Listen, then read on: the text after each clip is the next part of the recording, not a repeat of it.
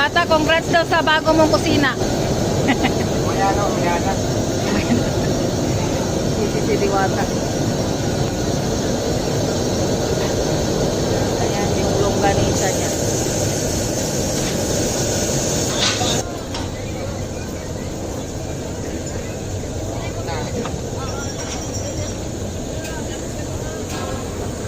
Ayan na nga guys.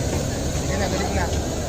Hindi ako makagawa kasi pag picture lang ang ano, hindi na makaalis. Hindi ako makagawa ng gagawin natin. Mamaya naman yan.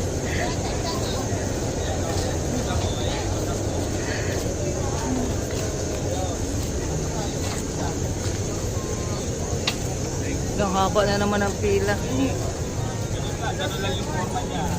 Walang kaano-ano. Kaya nga.